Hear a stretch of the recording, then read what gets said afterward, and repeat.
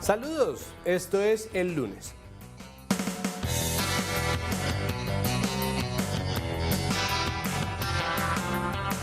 Y por supuesto empieza nuestro lunes con el recuento de esos temas que sí, pero no llamaron nuestra atención. Es decir, asuntos importantes, pero al mismo tiempo irrelevantes, pesados, pero ligeros, pero densos, como por ejemplo el ADN del expresidente Uribe.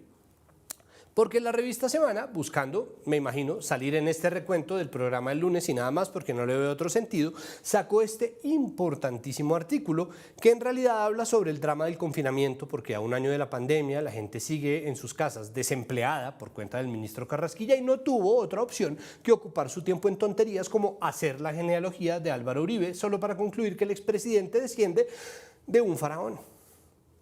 Y por supuesto arreciaron los chistes diciendo que era el faraón aquel matón primero, que Tutankamón, que Tuntanmatón, en fin, dejen trabajar. Pero lo peor es que Semana ya había hecho algo similar hace un tiempo con distintas conclusiones. Resulta que hace varios años, cuando Uribe todavía era presidente de Frente, al menos, sacaron otra nota de genealogía en donde nos mostraron cómo desciende o descendía de tatán Ricardo Corazón de León.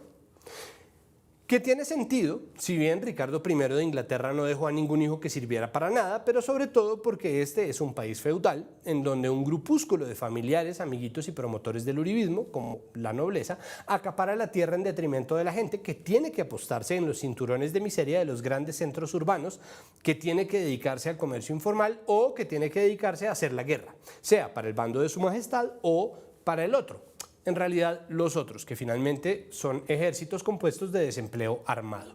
Aunque también tiene sentido que descienda de un faraón. No necesariamente por los skinheads, sino porque los egipcios eran expertos en tumbas monumentales. ¡Bravo! ¡No hay negocio! ¡No se va a negociar! ¡Bravo es lo que hay! ¡Bravo es lo que viene! ¡Bala es lo que hay! ¡Malditos terroristas! ¡Bala es lo que hay! ¡Bala es lo que hay! ¡No va a haber negocio! ¡No va a haber más impunidad!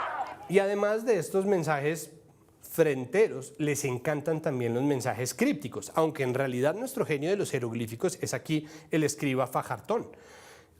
De pronto, ahí es donde el petrismo tiene razón y por ahí es donde entra la conexión entre el uno y el otro, pero en realidad, donde más se aprecia el espíritu faraónico del expresidente Álvaro Uribe es en las horribles condiciones laborales. Si en el antiguo Egipto hubieran tenido que desistir de la esclavitud, seguramente habrían terminado implementando la contratación por prestación de servicios para todas las empresas del Estado. De paso, con todos los papeles certificados, la cédula al 150, la clave, creo yo, precisamente porque muchos contratistas por prestación de servicios, a pesar de serlo, votaron por Uribe y el uribismo una y otra vez, está en las pirámides. Es decir, el uribismo es una estafa. Es una pirámide y tal como pasa en las pirámides, los que están abajo tienen que perder para que los que están arriba ganen. El problema ahora está otra vez en los hijos, no porque el doctor no los tenga, sino porque ahora no van a tener cómo probar que ellos no pertenecen a esta pirámide. La última vez que alguien señaló a los bobérrimos de pertenecer a una pirámide, mandaron a este mentecatón a Estados Unidos a la velocidad de la luz.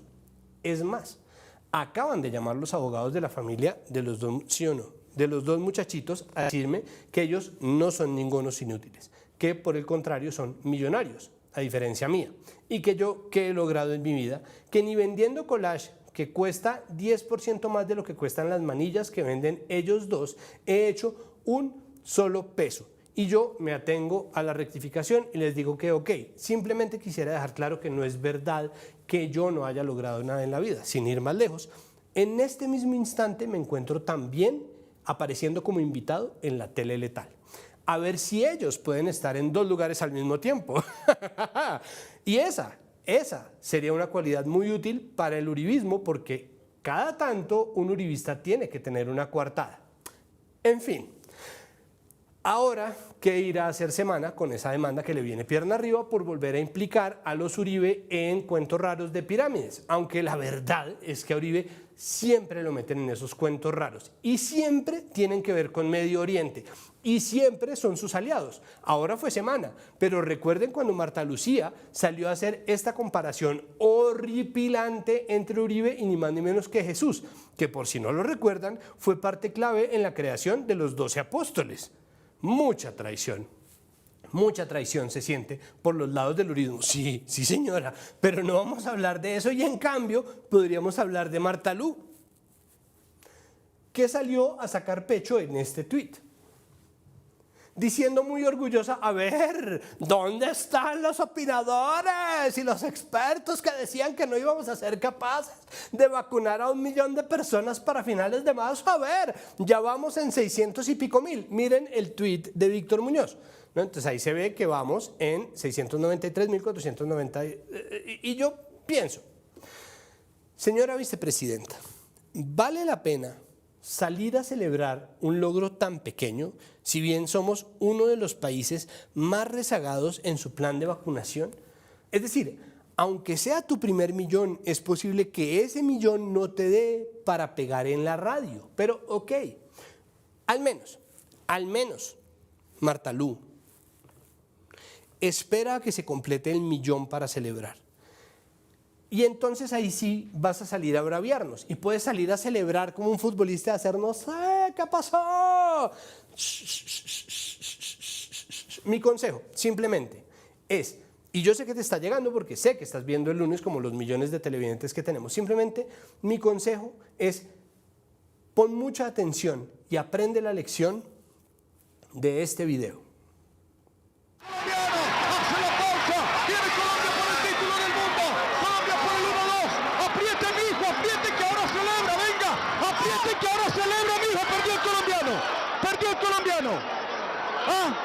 Perdió el colombiano la medalla de oro. Ahora celebra, mijo, ahora. Primero hay que pasar la raya. Ahora celebra, mija. El video en el que Alex Cujavante, patinador colombiano, aprendió a las malas en los mundiales de patinaje de Guardia en 2010 lo que pasa cuando sales a celebrar antes de tiempo. Pero ya que hablamos de celebrar cuando no hay por qué, pasemos a esta hermosa noticia que nos llega a cortesía de Noticias 1. María Juliana Ruiz, esposa del presidente Duque, quiere dejarle al país de recuerdo un libro sobre sus actividades como primera dama. Juliana Ramírez. Mónica, Noticias 1 se enteró de la petición que la señora Duque le hizo al Archivo General de la Nación, con el fin de que le patrocinara su autobiografía. El pasado 4 de marzo se llevó a cabo una reunión entre Enrique Serrano, director del Archivo General de la Nación, y María Juliana Ruiz, esposa del presidente Iván Duque. En este encuentro, María Juliana Ruiz le solicitó a Serrano patrocinar un libro sobre ella y el papel que ha desempeñado como primera dama. Pues resulta que María Juliana Ruiz, primera meme de la Nación, anduvo buscando al Archivo Nacional para sacar un libro que recogiera su legado como primera dama. Que fuera de la muy extensa sección de memes, sin la cual el libro sería apenas más grueso que el periódico del martes, el libro podría tener un pequeño curso de corte en FOMI para la confección.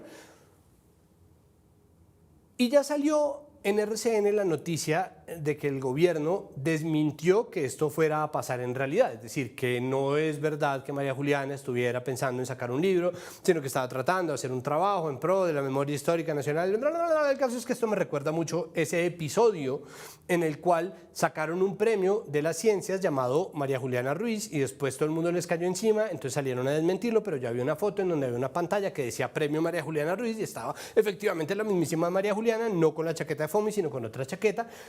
Me parece que no lo sé, Rick, parece falso. Pero la pregunta principal, sin tener en cuenta el nivel de la idea y el hecho de que simplemente no se podría hacer por medio del archivo porque la primera dama no es una funcionaria del Estado, es en dónde lo quiere poner.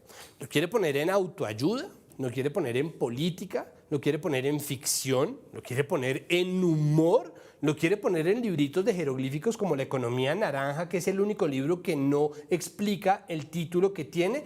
Ah, por eso son los jeroglíficos de la... Bueno, ¿Es acaso esto un intento por competirle a la economía naranja y a Mi Libro Acaba Colombia en la lista de los menos vendidos de todos los años por siempre jamás? Porque igual es posible que salga, es decir, si no lo saca el archivo porque no puede, seguro lo saca Planeta, que es experto en sacarle libros a personajes públicos a ver qué pega, o lo saca Semana, que antes de volverse nuestro Fox News tenía entre sus empresas una editorial que sacaba libros. Es posible que ya no la tengan porque su público dejó de ser la gente que lee en general, pero digo, por si acaso. Lo que me queda claro de todo esto es que así es el duquismo, o como yo lo llamo, el partido del LinkedIn, que solamente existe por el empeño de sus miembros y miembros en ser alguien, en tener prestigio, por eso los libros, y ahí empezando por su caudillo, que se metió al puesto en el que está sin tener las herramientas, ni la experiencia, ni la capacidad, y ahí va subiendo. Y va subiendo también a sus amiguetes, que van desde su esposa o el ministro de Defensa, el del protestódromo, y el gerente de RTBC, no ese que ustedes están pensando, aunque ese también, el defensor del pueblo, y por supuesto, hoy los voy a dejar descansar, ¿ok? Hoy los voy a dejar descansar, pero luego, prometido, hacemos karaoke. Igual, no vamos a hablar de eso. Podríamos, en cambio, seguir hablando de personas poco calificadas para su puesto, como los senadores Gustavo Bolívar, que está poco calificado para ser un senador, francamente, senador Bolívar, pero en fin, y el senador Armando Benedetti, que está poco calificado para ser de izquierda, pero que está en el pacto histórico de la izquierda, aunque por poco no, puesto que le salió una investigación en su contra por presunto enriquecimiento ilícito, por lo que Gustavo Bolívar le pidió que se hiciera a un lado para no manchar el pacto histórico, a lo que Benedetti, entre otras, le contestó con un madrazo. Y luego Bolívar le contestó. Y por supuesto, todo el mundo en redes tuvo que ver con eso. Y al final resultó que se reconciliaron con este apretón de manos distanciado. Por lo cual volvimos, o mejor dicho, pasamos de estar en ese momento en el que nadie se estaba preguntando ahora qué sería de Armando Benedetti al escenario original en el que seguimos preguntándonos qué es lo que hace Benedetti en el pacto de la izquierda. Dicen que entre él y Roy, ya le preguntaremos, van a poner 2 millones de votos. Y yo quiero recordarles que los votantes que van en bus a votar por el partido de la U ya se bajaron del bus en 2018 y les toca volver a montarlos al bus, a ver si esta vez son tan gallos. Pero está bien, ver para creer. Igual no vamos a hablar de eso. Podríamos hablar, en cambio, de la xenofobia de la alcaldesa Claudia López. No, de la alcaldesa Claudia López, que, gracias, tras el lamentable asesinato del patrullero Edwin Caro y acusada por las muchas voces que se quejan de la creciente inseguridad en Bogotá, salió a decir esto. Fue agredido y fue asesinado por un migrante venezolano. No es la primera vez, desafortunadamente, y lo hemos denunciado con el general Gómez en nuestros consejos de seguridad, que tenemos actos muy violentos de migrantes venezolanos. Este no es un tema de hurto. Primero asesinan y luego roban. Necesitamos garantías para los colombianos. Yo respeto profundamente las políticas del gobierno nacional, pero los colombianos también necesitan garantías. Y vuelve el cuento de que los venezolanos esto y aquello, y yo sé que salió a decir que eran una ínfima minoría de la población migrante, pero la gente no oye eso, la gente oye los venezolanos.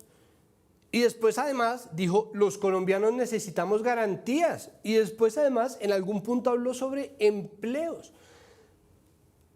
Y habló además de la política de migrantes del gobierno. Entonces, mejor dicho, esto pasó de ser las declaraciones de una persona que tiene un problema con algo afuera a una persona que tiene un problema con algo adentro. Es decir, pasó de ser un asunto coyuntural a ser un asunto estructural. Y la gente está especulando sobre si, ahora sí, póngame este señor, sobre si se trata de una tirria verdadera contra los venezolanos, que yo todavía me resisto a creer, o si es una estrategia electoral como la que usó Trump en su campaña, señalando y estigmatizando a la población migrante. Y no sé, la verdad, qué es peor, no lo sé.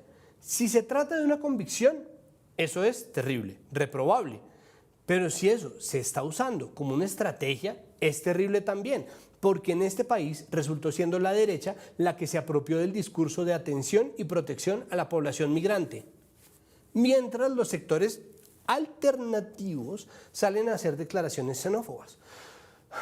Dos cosas. La primera, las cifras de seguridad en Bogotá en realidad no están peor de lo que estaban antes de la pandemia, cuando había punto de comparación. Y además, y esto es lo segundo, de los criminales capturados por la policía en Bogotá por delitos relativos a la inseguridad, es decir, robo a mano armada, asalto, hurto agravado, etcétera, etcétera, solamente el 2% son venezolanos. Lo peor es que la alcaldesa salió diciendo primero, y no quiero incitar ningún acto de xenofobia, y luego defendió sus declaraciones diciendo, vayan y pregunten por los barrios de Bogotá y verán que eso es lo que la gente piensa. Entonces, si mucha gente piensa que el chontaduro es feo, ¿lo prohibimos? A ver, es importante recordar que una gobernante tiene más responsabilidades que sus gobernados. Porque listo, López está preocupada.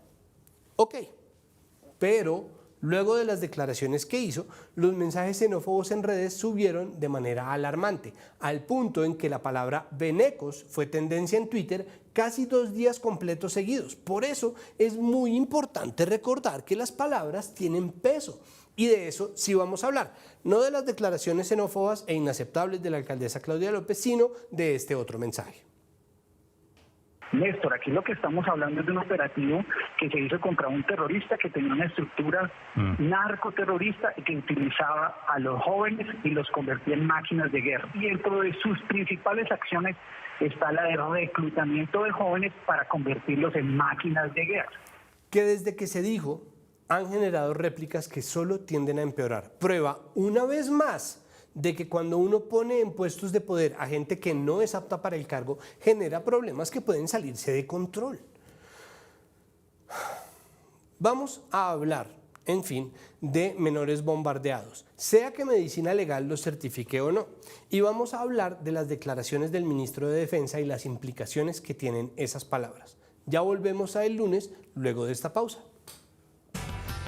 Volvemos a el lunes y vamos a hablar de otro bombardeo del gobierno sobre un campo, esta vez en Calamar, municipio del Guaviare, realizado el 2 de marzo y comunicado con orgullo por parte de las fuerzas militares otra vez, en el que otra vez había al menos una menor de edad que se les pasó y en el que otra vez se quedaron sin atrapar a quien buscaban. Pero no solo eso. Vamos a hablar de por qué el ministro Molano sale a decir que los niños en la guerra no son, como lo dice la legislación colombiana, víctimas del conflicto, sino potenciales victimarios o, en sus palabras, máquinas de guerra. Néstor, aquí lo que estamos hablando es de un operativo que se hizo contra un terrorista que tenía una estructura narcoterrorista y que utilizaba a los jóvenes y los convertía en máquinas de guerra. Y dentro de sus principales acciones está la de reclutamiento de jóvenes para convertirlos en máquinas de guerra.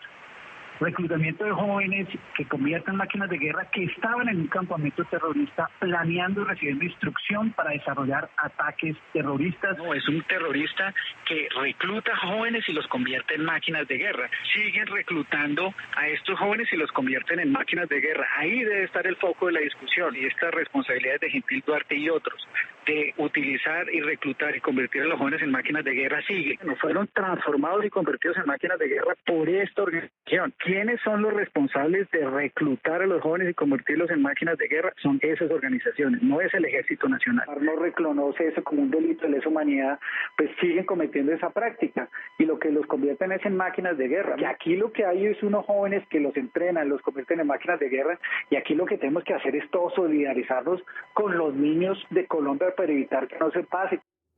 Entonces, le pasó a Botero, que bombardeó un campo y había menores de edad. Chao, Botero.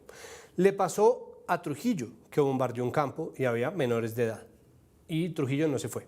Pero ahora está Molano y le pasó otra vez a Molano, que bombardea un campo y hay menores de edad. Y estas declaraciones simplemente serían otro meme cruel en la extensísima colección de nuestra memecracia colombiana, de no ser porque lo repitió en la misma mañana en las 5 emisoras principales de noticias de este país y luego lo tuiteó y le faltó imprimir una camiseta con eso. No es tan simple.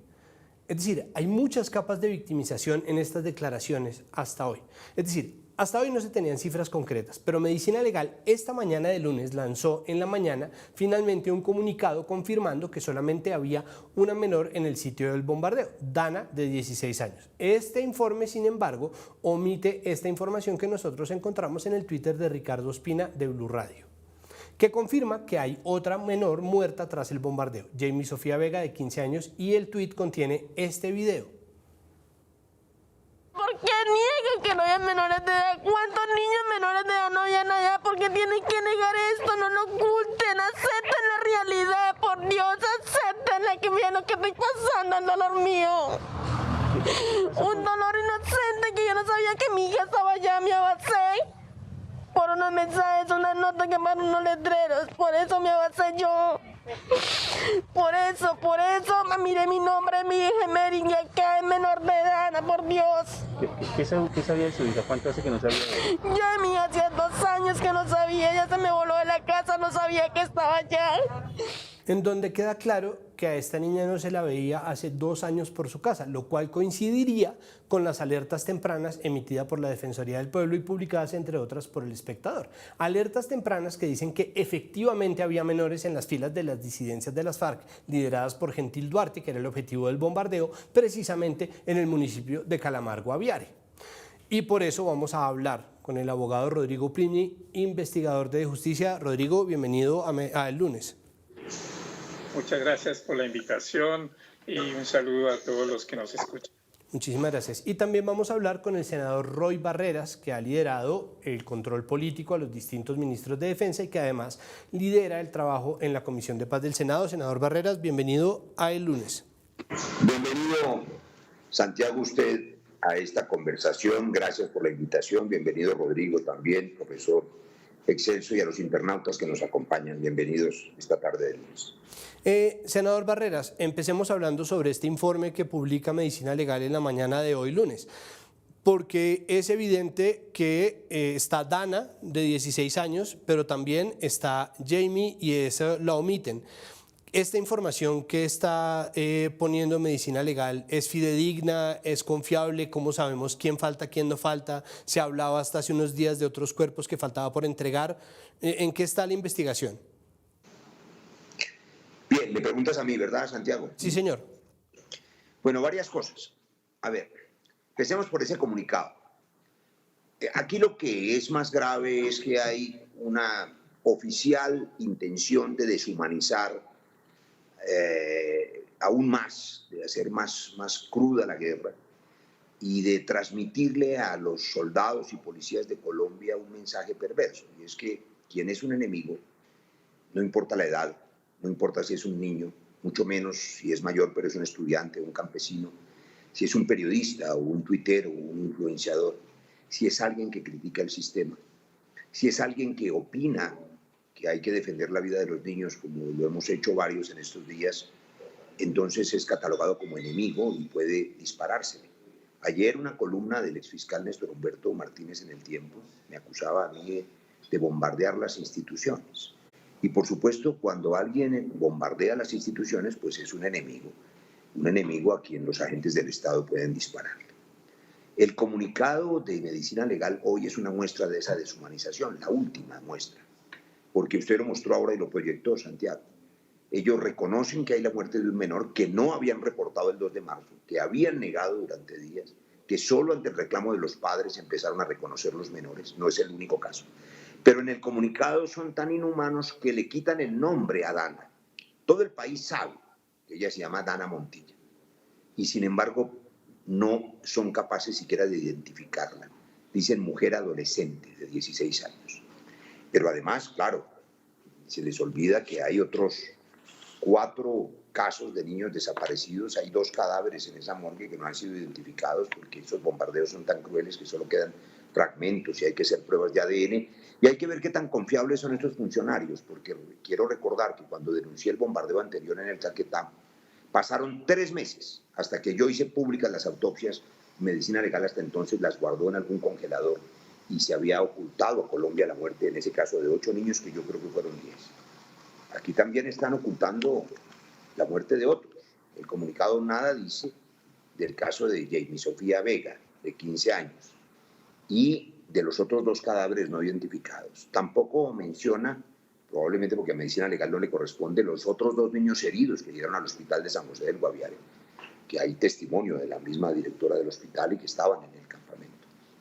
Y hay una serie de niños: Samir Sebastián Navarro Esguerra, de 16 años, Rosa Marina, de 17, Zaira Ruiz, de 13, Karen Mayeli, de 15, José David, de 16, que están desaparecidos. No sabemos si están vivos, si escaparon, si están heridos, si están muertos, si están en la zona del bombardeo. Pero esto se resume, Santiago y profesor Rodrigo, de manera muy cruel en la frase del ministro de Defensa que el programa de ustedes ha transmitido.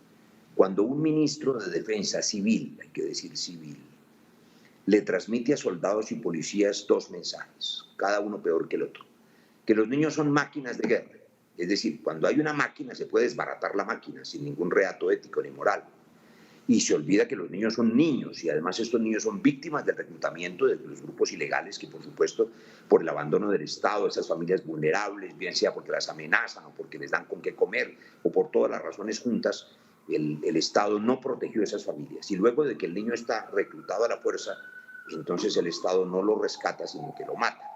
Matar niños pues no es un éxito militar, es un fracaso del Estado. Pero ante las preguntas de la ciudadanía, el ministro al día siguiente dice algo peor, que ustedes aún no reseñan, y es que da esa famosa justificación en un Twitter, en un trino, en el que dice que, ojo, que los niños reclutados, y pone el ejemplo del propio Gentil Duarte y de otros, crecen y se vuelven enemigos terribles.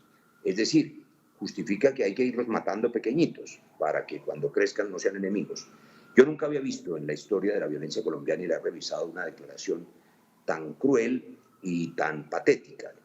Y la que recuerdo como referencia tiene 2000 años, es bíblica, es de Herodes, que también mandó matar los niños porque de pronto alguno crecía y le disputaba el poder. A mí me parece que eso solo exigiría del ministro, esa declaración, no solo la rectificación, sino su renuncia.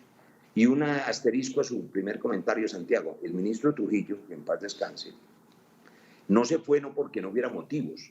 Mintió a los colombianos sobre las cifras de erradicación forzada, mintió sobre muchos casos de niños muertos, que no se ha dado claridad hoy si lo hicieron en combate, más muchas niñas violadas que en algunos casos conocieron los colombianos. No se fue porque el Congreso, arrodillado y en virtualidad y en mermelado, saboteó la moción de censura que el senador Jorge Enrique Robledo y yo, usted recordará, planteamos, y abortó el debate descaradamente, violando la Constitución, el derecho de la oposición.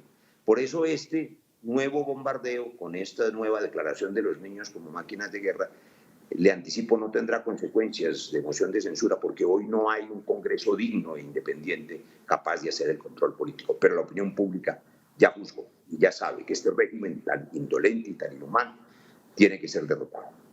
Profesor Uplimni, precisamente y trayendo a colación el recuento que hace el senador Barreras,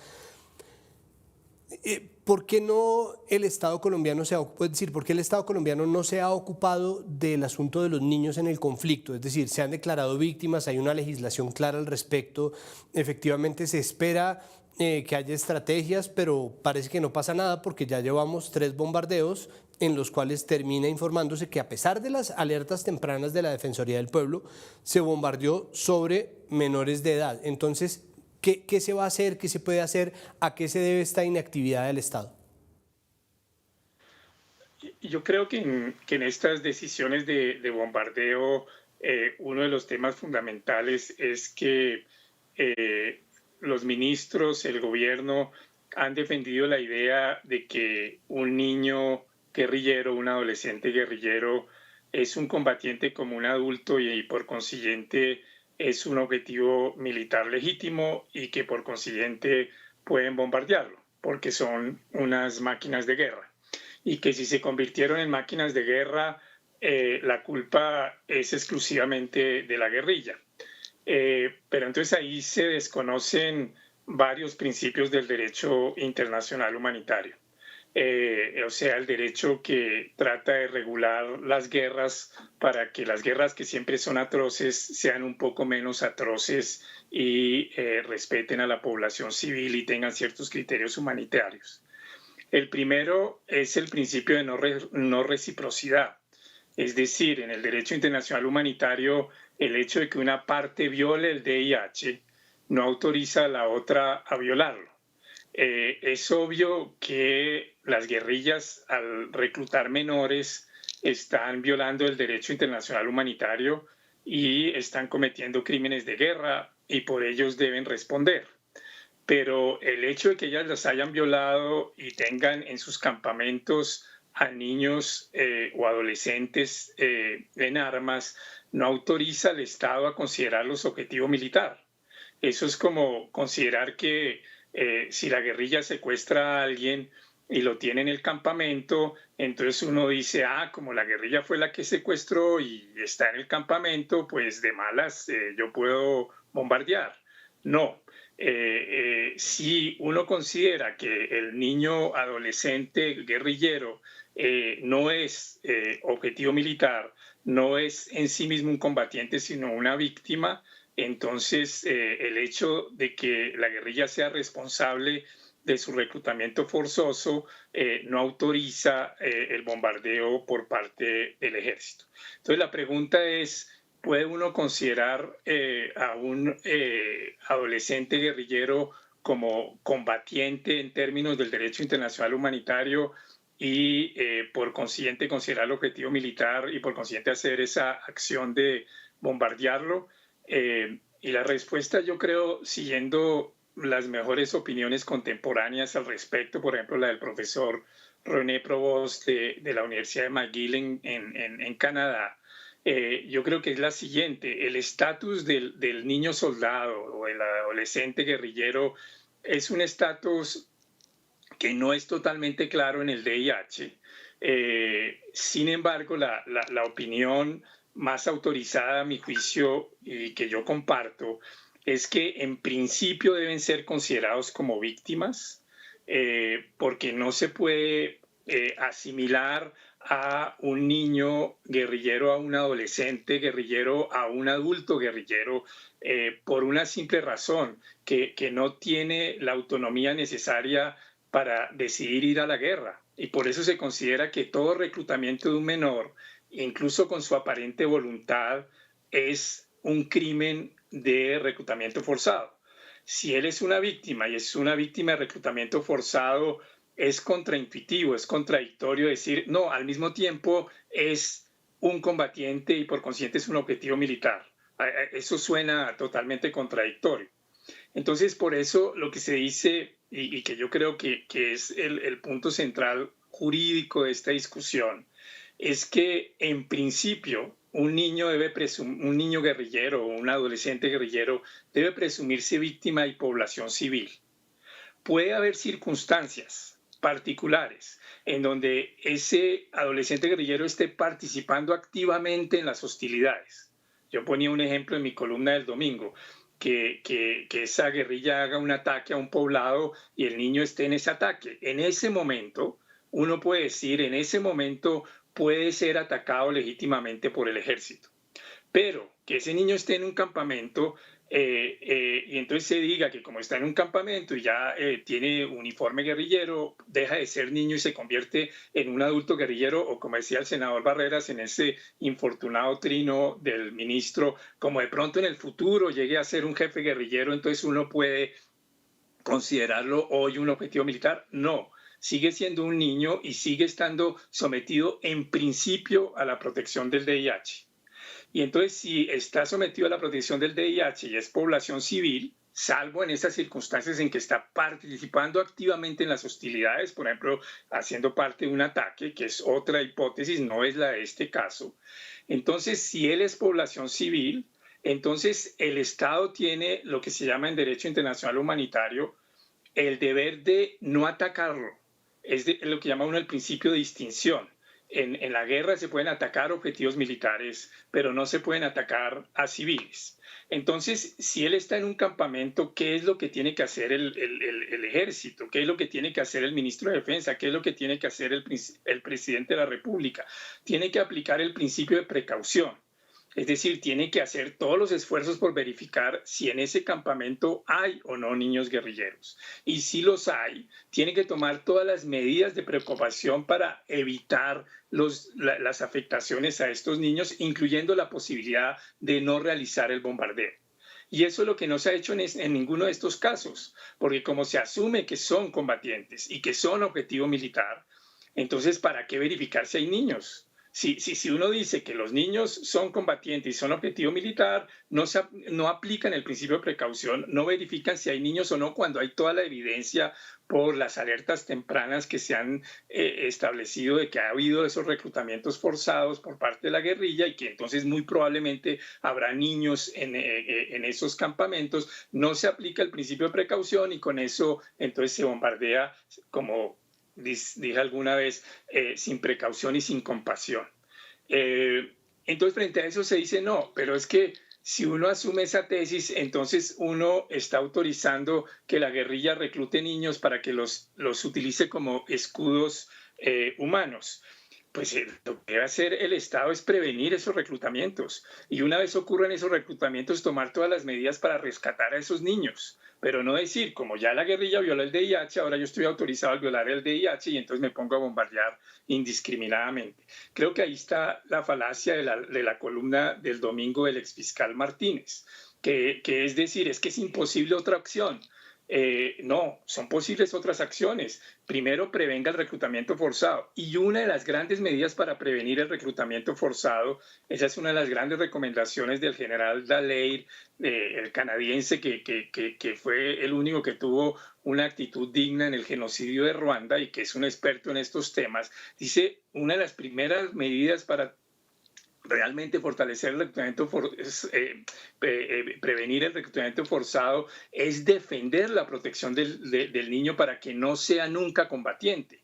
Es decir, dar ese mensaje fuerte, aunque esté en un campamento guerrillero no es combatiente, es un civil ahí, es un civil recluido por la guerrilla. Vamos a hacer todo lo posible por rescatarlo, vamos a hacer todo lo posible por evitar que sea afectado y por consiguiente tenemos que verificar si hay niños o no y tomar todas las medidas de precaución que el DIH ordena. Senador Barreras, ¿qué procede ahora con respecto a la información y sobre todo, teniendo este comunicado de Medicina Legal con sus omisiones, con las fallas en las que incurre de nombrar a Dana y a Jamie, ¿qué viene? Es decir, ¿qué viene si ahora las instituciones del Estado centralizaron las cifras? Entre la Fiscalía y la Defensoría del Pueblo parece que ya no existe una diferencia, sino que existe un acuerdo. ¿Qué se hace? ¿Qué sigue usted que ha llevado investigaciones precisamente para hacer control político a estas circunstancias? Bueno, Santiago, yo creo que lo primero que hay que exigir es que se sepa dónde están los niños y niñas desaparecidos. Los padres de familia en la zona tienen mucha angustia.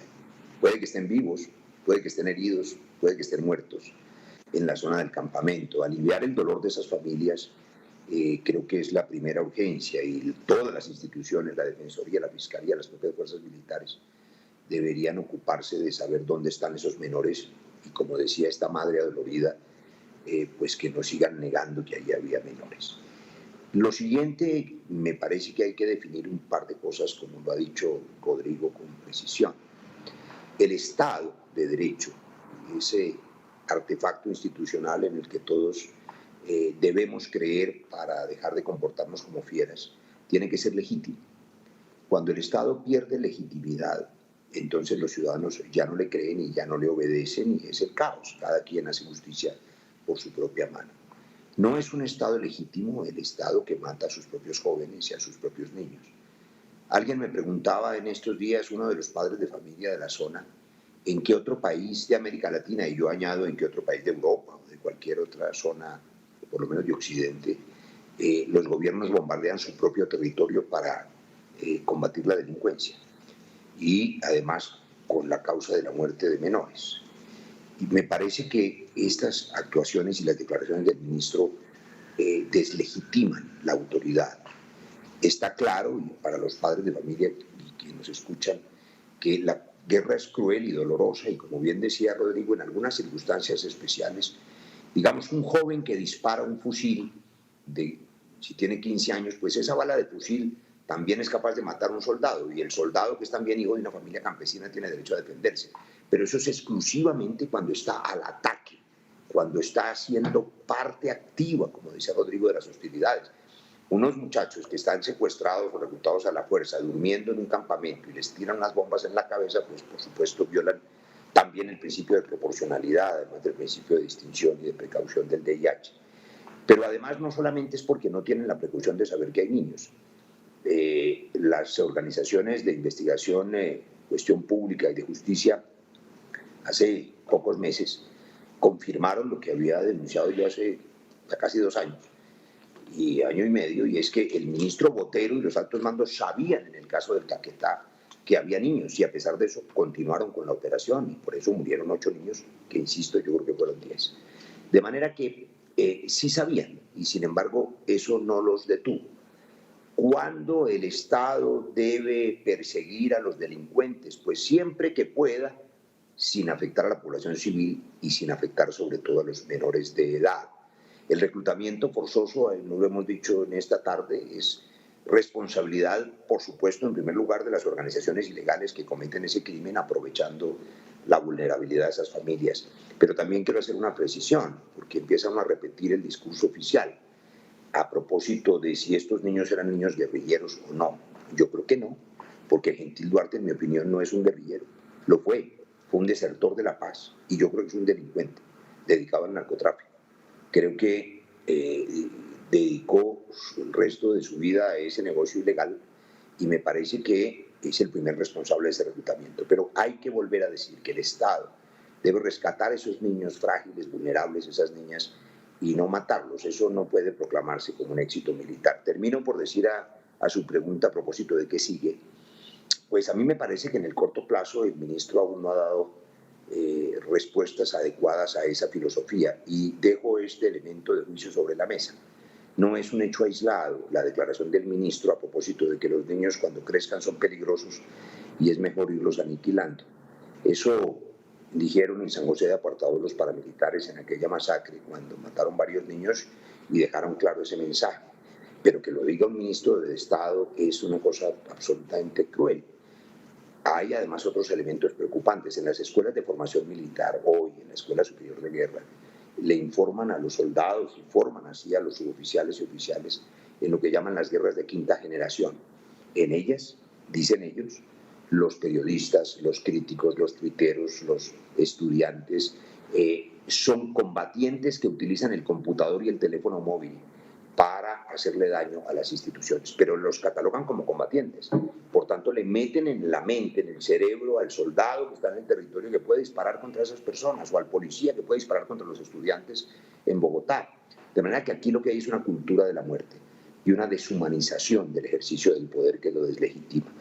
Este es un gobierno de extrema derecha que ha cruzado esos límites, y tenemos que seguirle exigiendo, por lo menos, que cumpla con las normas del derecho internacional humanitario, ya que no va a tener la sensibilidad suficiente para, por pura piedad, no bombardear menores de edad. Perfecto. Nosotros vamos a hacer una pausa y al regreso vamos a cerrar este tema doloroso con nuestros 2 invitados. Ya volvemos el lunes.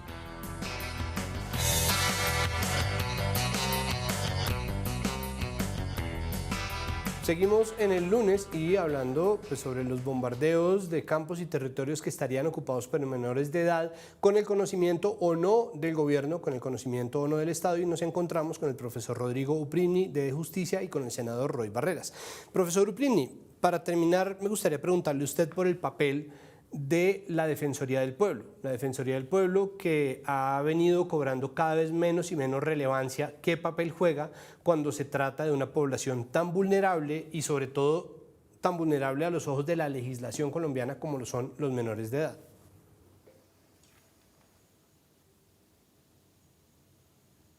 Ahí se nos paralizó el profesor Uprini. Bueno, senador Barreras, cuénteme, precisamente sobre esto, sobre la Defensoría del Pueblo. ¿Qué dice el defensor del pueblo, Carlos Camargo? ¿Qué se le puede reclamar en este momento a la Defensoría del Pueblo, que cada vez ha perdido más protagonismo en el panorama y sobre todo en su labor de defensa de los derechos humanos? Venimos de una vara muy alta que puso Carlos Negrete, que tuve el honor de compartir con él varias responsabilidades, de trabajar juntos, y por supuesto hizo una tarea que yo creo que es memorable.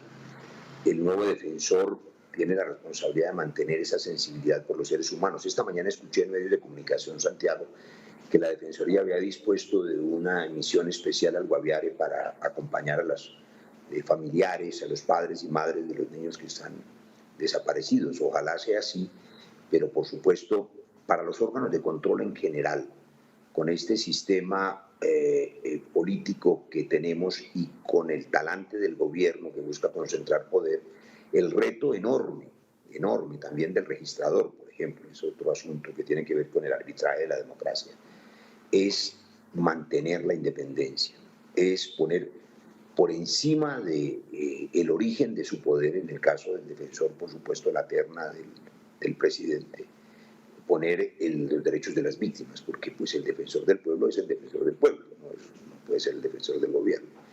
Y el registrador es el árbitro de todos los colombianos, y no es una persona que pueda estar, digamos, garantizando solo los derechos de los partidos de gobierno. Es un reto enorme para esas instituciones, pero en el caso de la Defensoría Mayor, porque ¿qué otra institución ha llegado a todos los rincones de la patria para darle la mano a los más vulnerables? Pues es la Defensoría. Y ese reto sigue planteado sobre la mesa. Esperemos que el defensor cumpla con ese propósito. Ya recuperamos la señal del profesor Rodrigo Primni y bueno, pues para cerrar, profesor, yo quisiera preguntarle por las declaraciones del ministro de Defensa, Diego Molano. Decía el senador Barreras que esto debería al menos ser materia de control político. En el futuro debería al menos dejar una mácula en la hoja de vida del ministro Molano. Yo le pregunto, ¿existe algún tipo de consecuencia jurídica por lo que se percibe como una revictimización o se hacen estas declaraciones un poco porque pueden hacerlas? Yo creo que la declaración del ministro es inaceptable desde todo punto de vista. Bueno, perdimos otra vez al profesor Uprin y estamos, estamos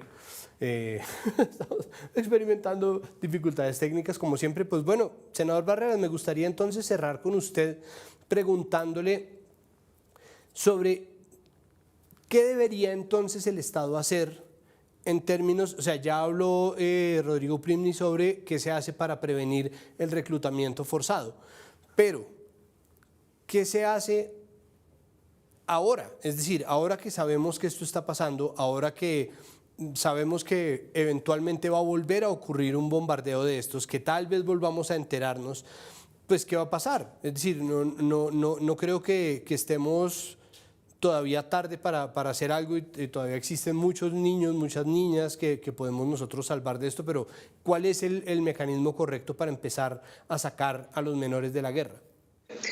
Pues yo voy a ser muy franco. Yo creo que en este año que le queda a este gobierno debería concentrarse con los aparatos sociales, con el Instituto de Bienestar Familiar, con la presencia, digamos, de la mano amable del Estado a proteger esas familias vulnerables y a prevenir el reclutamiento forzado.